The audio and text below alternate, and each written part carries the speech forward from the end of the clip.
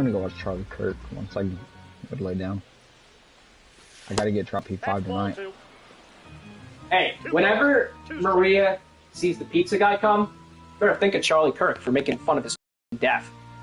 Stupid clown. Wait, what? Just remember that. What happened? Now the restaurant's calling the number. I'm not answering it. That's worth a walk. Yeah, I'm not answering that phone. What were you saying that she... What about Charlie Kirk? No, she made fun of Charlie Kirk's death on TikTok on a repost. Oh, she did? Maybe her mother should monitor her social media activity. So that's going to be a double play. Maybe they should just... I'm just going to, you know what? I'm putting my phone on Do Not Disturb. Good luck trying to call my phone. My burner phone. My burner phone. Use your phone, Do Not Disturb. Not my normal phone, my burner phone. Good luck. This video allegedly features a streamer playing MLB The Show who could be involved in pure and utter tragedy. I've been through way too much. I'm a nice kid. I'm 17 years old with a good family by my side.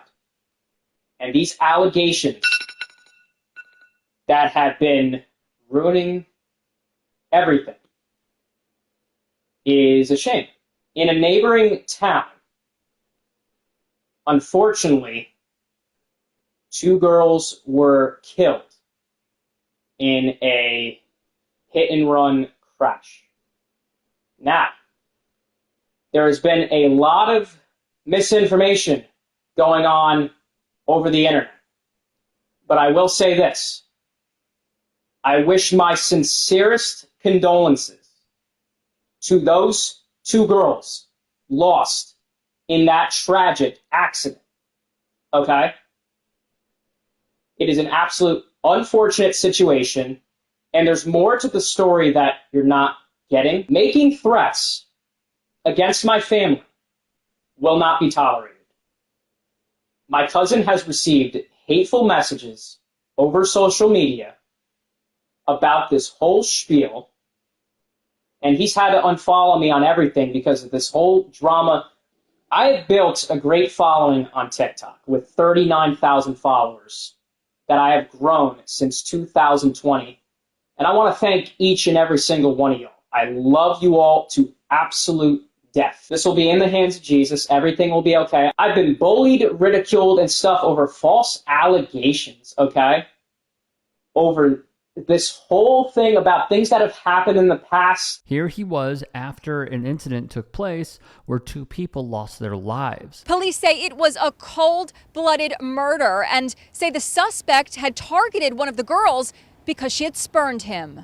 Maria Niotes and Isabella Salas, both 17, were killed. The grieving mothers supported each other as they walked to a vigil near the spot where their daughters' lives were taken away. This is where it happened, a quiet residential street in Cranford, New Jersey. A memorial to the young lives lost has been growing by the hour, and there's been a steady stream of distraught mourners. Police say the suspect fled the scene but was arrested nearby. Then in an action that shocked many local residents, he was released after police initially thought it was an accident. Only later, when police learned one of the victims had a restraining order against him for alleged stalking, was the suspect arrested. The suspect is a relative of the police chief of the neighboring town. He released this statement: "I do unequivocally condemn the actions of the accused, and like you, I demand he face the consequences of his alleged actions in a court of law." The 2 victims are Maria Niotes and Isabella Salas.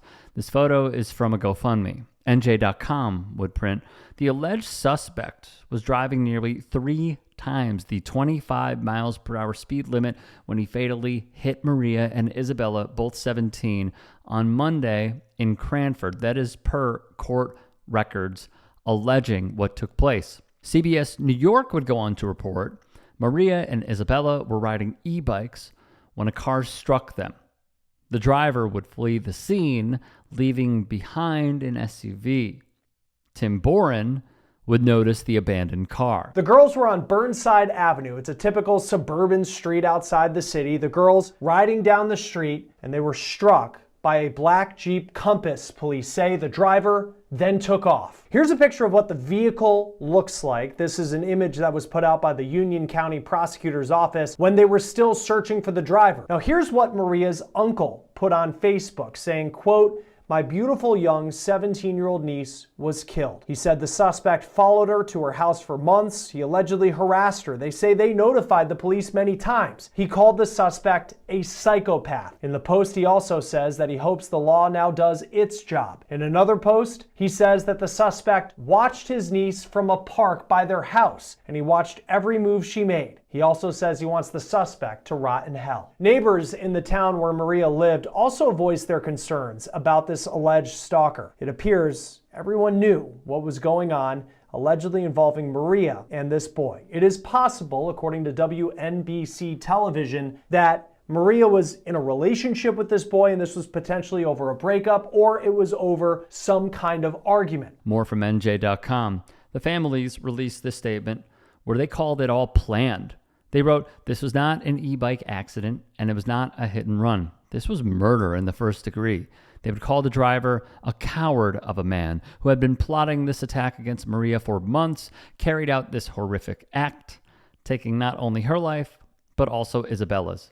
In the YouTube video, the alleged suspect said he's been bullied and ridiculed over false allegations and called for more to be done to address mental health in Jersey, including requesting the state's Republican gubernatorial candidate to focus on it as an issue. My Central Jersey's write-up continues. Family and neighbors have told media outlets Maria had a restraining order against him because he allegedly had been harassing her. Her uncle posted a statement on Facebook that the driver had allegedly followed his niece to her home for months, and the cops were notified of this, but did nothing. An absolute tragedy. There is no other way to go about it. I think what a lot of people find completely distasteful and also diabolical is that he was streaming either before or after this incident took place where he is the alleged suspect, that he was streaming. And I think there is a key takeaway, which is the Charlie Kirk angle. Because he could not potentially, as all reporting has indicated, he is the alleged suspect. He couldn't potentially handle the critiques of someone he viewed as like a king, as like a god, all because of a repost. And we have seen how the president has panned the political flames, and Stephen Miller has done so, Pete Hegseth has done so, many others have done so. Instead of quelling the vibes and turning down the rhetoric, they've lifted it. And we're going to wait and see as more information comes out.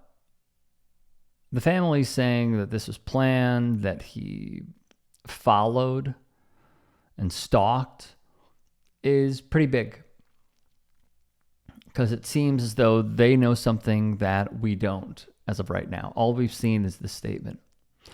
My condolences to the families. I am deeply sorry for your loss.